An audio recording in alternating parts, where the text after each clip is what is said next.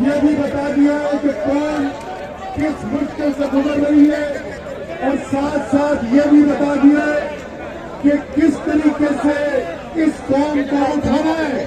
انشاءاللہ تعالیٰ اس قوم نے ایک کامیاب قوم بننا ہے، ایک خوشحال قوم بننا ہے، ایک پرامن قوم بننا ہے، اور سب سے ضروری ایک حقیقی طور پر آزاد قوم بننا ہے۔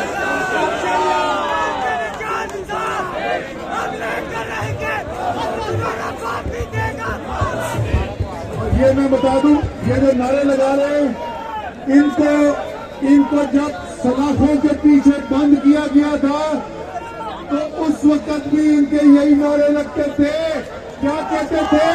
تیرا باپ بھی دے گا۔ انشاءاللہ تعالیٰ آزادی ملنے والی ہے۔ میں مزید بات کے لیے میرے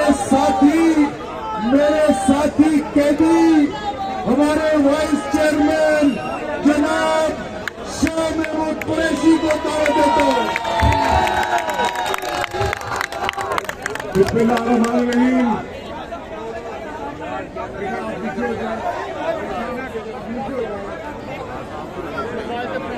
بسم اللہ الرحمن الرحیم۔ ساتھیوں، آپ کا جو پیغامات آئے، جو میسیجز ملے جب جیل میں تھے، آپ نے ہماری حوصلہ افزائی کی، میں آپ کا شکریہ ادا کرنا چاہوں گا۔ آپ کے حوصلوں نے قحط تنہائی میں ہمیں ہمت اور حوصلہ دیا۔ انشاءاللہ ہم نے اپنی منزل کی طرف آگے بڑھنا ہے۔ کیا آپ عمران خان کی قیادت میں آگے بڑھنے کے لیے تیار ہیں؟ لگتا یہ ہے کہ پی ڈی ایم کی یہ ناکام حکومت ماضی کی تاریخ سے کچھ نہیں سیکھی۔ اگر پیپلز پارٹی نے کوئی سبق سیکھا ہوتا تو ضیاء کی اذیت سے سبق سیکھتی۔ اگر مسلم لیگ نون نے کوئی سبق سیکھنا ہوتا تو مشرف کے دور کی اذیت سے سبق سیکھتی، لیکن انہوں نے کچھ نہیں سیکھا۔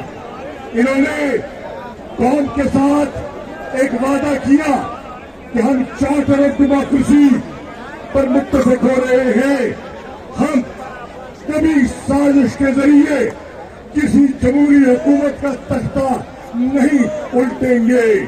لیکن آپ نے دیکھا کہ انہوں نے پھر سازش کی اور ایک ارینجمنٹ کا حصہ بنے اور ایک منتخب حکومت کو رخصت کیا، اور آپ پر ایک امپورٹڈ حکومت مسلط کی گئی۔ آؤ اس امپورٹڈ حکومت سے نجات حاصل کرنے کا وقت قریب ہے۔ 30 اپریل انشاءاللہ قوم انتخابات دینے نکلے گی۔ آپ نے مہر لگانی ہے کس نشان پر؟ انشاءاللہ جب بلے پر مہریں لگیں گی تو پاکستان کی قسمت بدلے گی، اور ہم بنائیں گے ایک نیا خوشحال، خوددار، خود مختار پاکستان۔ انشاءاللہ پاکستان۔ شکریہ۔